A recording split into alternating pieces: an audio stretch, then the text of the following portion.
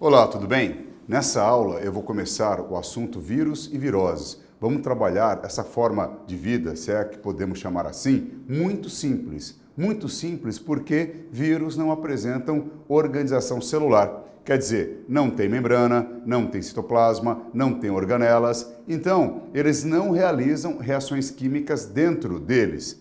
Se não realizam reações químicas, não tem metabolismo. Então, não podemos chamar os vírus de organismos. A palavra organismo, ela só é utilizada para quem tem células. Por exemplo, uma bactéria é uma forma unicelular. Então, tem célula, tem metabolismo, por isso que você pode falar que bactérias é um organismo unicelular. Um vegetal, um animal, tem várias células. Então, também são organismos multicelulares. Ou ainda você pode falar que são organismos pluricelulares. Eu vou listar algumas características, que deverão ser memorizadas sobre os vírus e depois, na sequência, eu ainda vou falar sobre as principais viroses que nós encontramos nos seres humanos.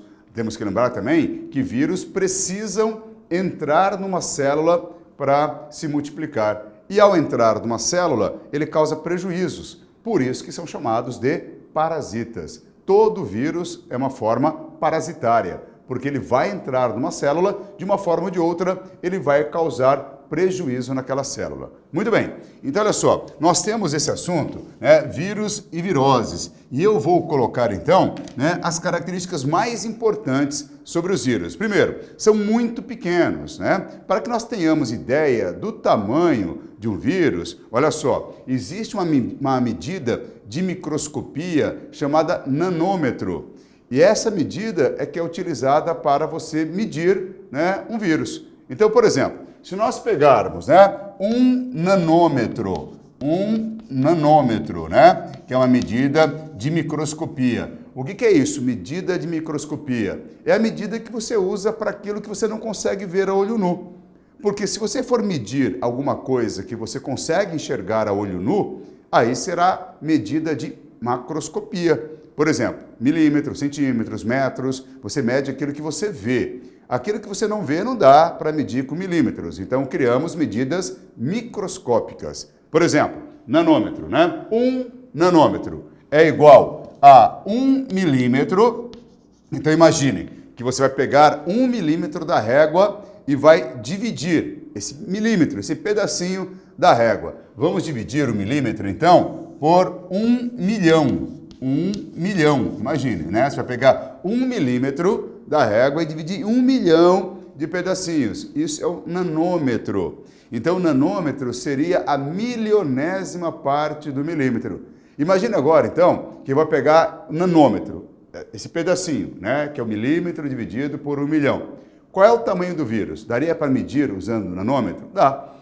O vírus pode ser maiores ou menores, mas sempre medidos em nanômetros. Então, os vírus podem variar o seu tamanho de 20 nanômetros, aproximadamente, até 300 nanômetros. Mas mesmo assim são muito pequenos. Então, quer ver só? Olha, o vírus, o tamanho de um vírus, eles variam, Então, vou colocar assim, o tamanho dos vírus variam de 20 nanômetros, mn, que seria aqui, o símbolo para nanômetro, até 300 nanômetros, quer dizer, bem pequenos, Bem pequenos. Então, nós temos aqui, até 300 nanômetros, muito pequenininhos. Muito bem, qual outra característica importante que nós temos que lembrar? Não tem células, eles são acelulares. O que significa esse prefixo A? Uma negação. Eles não apresentam células, não têm metabolismo, não são organismos. Peraí, mas o que eles têm então? Eles têm moléculas orgânicas, isso eles apresentam. Essa é uma característica da vida, presença de moléculas orgânicas, tá vendo? Por isso que é complicado você dizer que os vírus não são, com certeza, uma forma de vida, porque eles apresentam uma característica interessante. Tem moléculas orgânicas, e ter molécula orgânica é uma característica da vida. Então, eles apresentam a organização do vírus, tá? Eles apresentam uma cápsula Essa cápsula você pode chamar de capsídeo. Então, é uma cápsula ou capsídeo. E essa cápsula ou capsídeo, típica de todos os vírus, o formato varia dessa cápsula, né? Mas todos têm, né? Essa cápsula de proteínas. Então, os vírus apresentam uma cápsula de proteínas e dentro dessa cápsula você vai encontrar material genético. Então, existe material genético dentro dos vírus. Gente, material genético é característica da vida. Peraí, mas qual é o material genético, então, que eu vou encontrar nos vírus? São poucas exceções. A grande maioria dos vírus apresentam DNA como material genético, olha só, tá? DNA ou RNA. Vamos até grifar? Ou.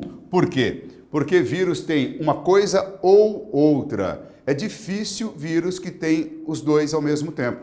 É difícil um vírus que tenha DNA e RNA simultaneamente.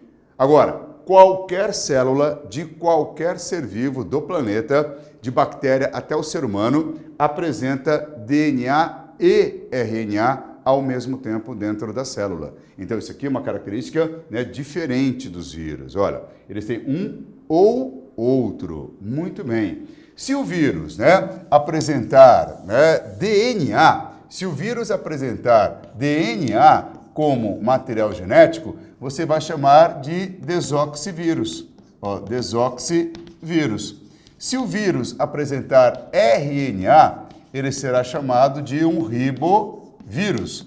Então, existem desoxivírus e ribovírus. Desoxivírus são os vírus que apresentam DNA. Ribovírus são os vírus que apresentam RNA. Muito bem. Agora, gente, os vírus não têm célula. Então, vírus não tem organela.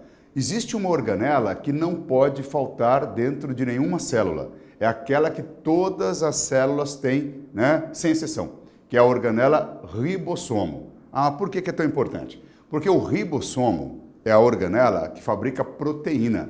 E as proteínas, na forma de enzimas, controlam metabolismo. Então, quem fabrica as enzimas, que são proteínas, é o ribossomo. Se o vírus não tem a organela ribossomo, então ele não produz enzimas. Se ele não produz enzimas, ele não controla o metabolismo, ele não tem. É por isso que eles não apresentam metabolismo. Então, qual que é o objetivo de todos os vírus? Entrar numa célula, pode ser de um animal, pode ser de um vegetal, pode ser de uma bactéria, mas tem que entrar nessa célula para usar o ribossomo dessa célula e produzir enzimas. Então, ele vai controlar o metabolismo da célula e vai forçar a célula a produzir novos vírus. Então, a multiplicação viral vai acontecer dentro da célula. Por isso que nós falamos, então, que todos os vírus são parasitas intracelulares obrigatórios. Qual que é o objetivo do vírus? Controlar o metabolismo de uma célula, para que ele possa se multiplicar dentro dessa célula. Então, todos vão acabar causando algum tipo de estrago dentro da célula. Por isso que eles são chamados de parasitas intracelulares obrigatórios. Parasitas dentro da célula, gente, ó.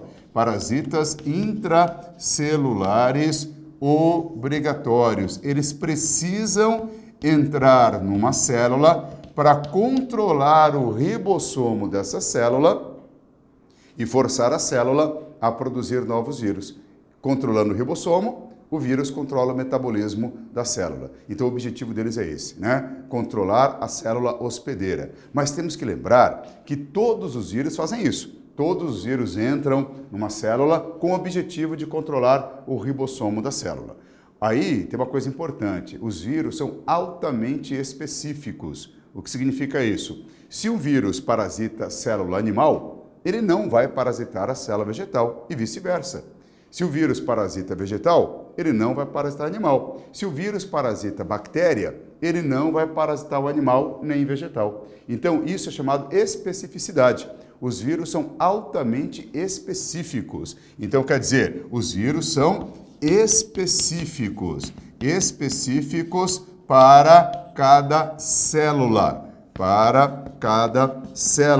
E essa especificidade vai além. Se você pegar, por exemplo, o ser humano, né? Vírus que entra no ser humano e parasita a célula do fígado, não vai parasitar outro órgão. Vírus que entra no ser humano e parasita, por exemplo, né, um glóbulo branco, não vai parasitar outra célula. Mesmo dentro, né, do organismo, por exemplo, ser humano, mesmo dentro do organismo, o vírus é altamente específico também. Aí tem uma coisa importante agora, tá? Olha só, existe um tipo de vírus que ele carrega o RNA, só que para controlar o ribossomo, primeiro ele fabrica o DNA.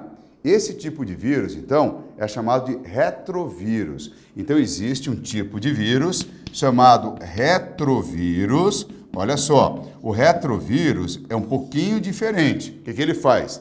Ele tem RNA, então ele é um vírus de RNA, só que antes desse RNA controlar, né, o ribossomo da célula hospedeira, esse RNA vai produzir DNA. Perceberam? Isso não é normal. O normal é o DNA fabricar o RNA.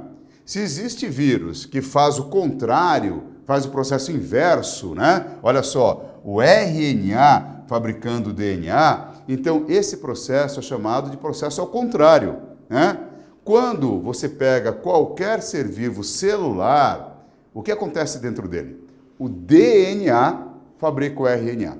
Esse fenômeno recebe o nome de transcrição. Isso é o normal. Transcrição é o DNA fabricando o RNA. Agora, se dentro de alguns vírus ocorre o processo contrário, então você vai chamar de retrotranscrição. Quer dizer, é a transcrição ao contrário. Então, esse fenômeno aqui, ó, vai receber o nome de retrotranscrição, né? O que seria a transcrição? O normal, né? Ó, a transcrição normal seria o DNA fabricando o RNA para qualquer ser vivo celular. Mas existem alguns vírus que fazem o processo contrário. Olha só, o RNA fabrica o DNA. Então você chama de retrotranscrição, quer dizer, é o processo contrário. Nós temos um vírus muito importante para o ser humano que causa uma doença pandêmica. O que é uma doença pandêmica? Atravessou fronteiras de países, universal, né? Que é o vírus da AIDS, o HIV. O HIV é um exemplo de um vírus que tem capacidade de produzir DNA a partir do RNA. Então, o HIV, o vírus da AIDS, é um vírus que realiza retrotranscrição. Então, ele é chamado de retrovírus. Por isso que o nome é retrovírus. Então, um exemplo de um vírus que tem essa capacidade de retrotranscrição, vamos por aqui embaixo? Ó, esse exemplo aqui de um retrovírus seria o HIV, que é o vírus da imunodeficiência humana. Quer dizer, é o vírus causador da AIDS, que é a síndrome da imunodeficiência adquirida. Ó, ele realiza retrotranscrição. Ok? Muito bem, gente. Então, olha, tem uma outra característica importante, né? Que os vírus, eles podem variar o seu formato, né? O formato deles é o seguinte, gente, né? O formato do vírus, todos os vírus apresentam uma cápsula proteica. Só que essa cápsula proteica, ela pode variar de formato. Por exemplo, o vírus pode ser, né, helicoidal, a cápsula dele, né, pode formar uma mola, né, uma hélice, uma molinha. Ele pode ser isocaédrico. O que significa isso, gente? Ele pode apresentar várias facetas à sua cápsula, né? É muito comum nos vírus isocaédricos, várias facetas na cápsula ou em forma de hélice. E ainda, gente, os vírus podem ser cilíndricos também, tá vendo? Então, outro formato possível da cápsula dos vírus. Varia, né? Helicoidal, isocaédrico, cilíndrico, muito bem. Agora, tem uma coisa importante, né? Como os vírus não têm metabolismo e eles precisam entrar numa célula para controlar o ribossomo, lembram? E controlar, consequentemente, o metabolismo dessa célula e se multiplicar. Se o vírus não conseguir entrar numa célula, se ele ficar no meio ambiente, aí nós falamos que ele cristalizou. Isso não é comum nos seres vivos celulares. Seres vivos celulares não cristalizam. Agora o vírus consegue. Se ele estiver fora de uma célula, se ele estiver no meio ambiente, ele tem capacidade de cristalização. Ele fica cristalizado, inativo no meio ambiente durante muito tempo, até anos.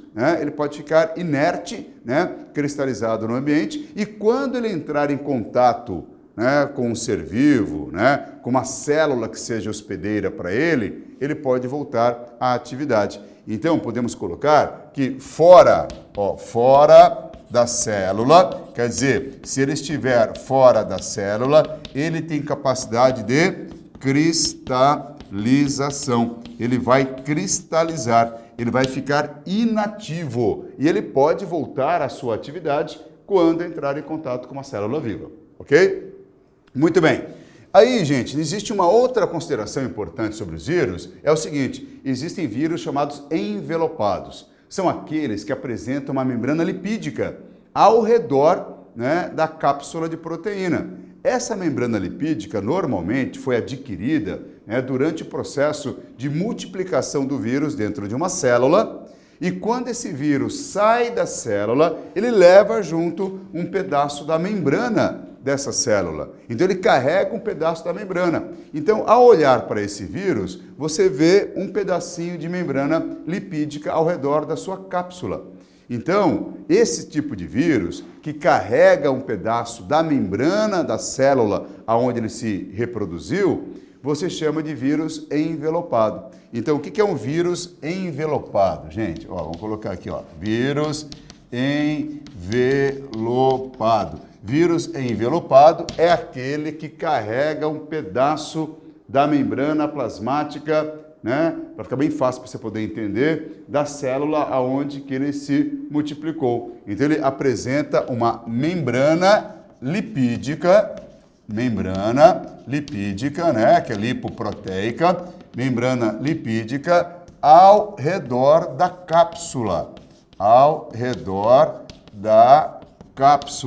Mas para que alguns vírus vão carregar uma membrana ao redor da sua cápsula? Porque essa membrana vai facilitar o reconhecimento de uma nova célula que ele vai parasitar, de uma nova célula alvo. Então, por exemplo, vamos pegar um exemplo aqui de um vírus envelopado, comentei agora com vocês, o vírus HIV, o vírus da AIDS. Ele é um vírus envelopado. Ele carrega um pedacinho de membrana da sua célula que ele estava hospedado. Então, essa membrana ajuda o vírus envelopado a reconhecer uma nova célula hospedeira. Um outro exemplo, o vírus da gripe A, muito comum no mundo todo também, que é o vírus H1N1. O vírus H1N1 também é um vírus envelopado. Esse vírus aqui, H1N1, ele é causador da gripe A, que é uma gripe bastante comum no mundo todo, perigosa, tá? E esse vírus aqui, ele é envelopado, quer dizer, ele tem um pedacinho de membrana e essa membrana é utilizada como reconhecimento, quando ele vai procurar uma nova célula hospedeira. Nem todos os vírus, é claro, apresentam esse envelope.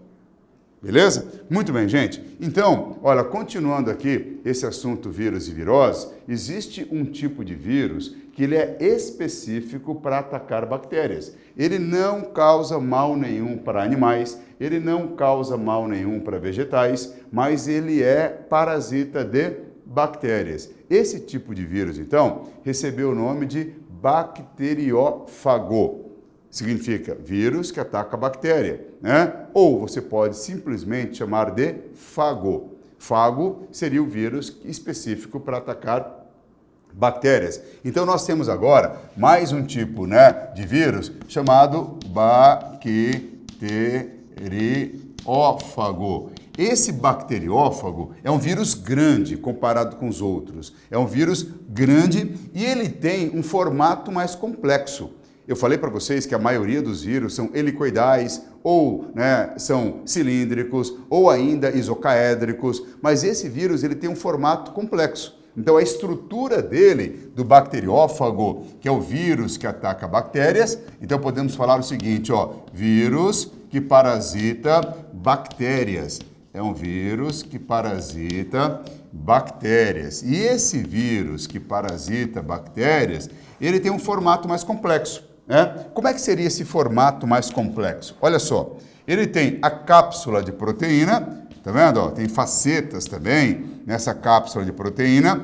Aí ele apresenta uma cauda, ele vai usar essa cauda como se fosse uma agulha de injeção para poder injetar o seu material genético dentro da bactéria. E ele apresenta também, ó, filamentos, né, na sua cauda. Esses filamentos vão ajudar a aderir, a adesão, a ligação do vírus na membrana plasmática da bactéria.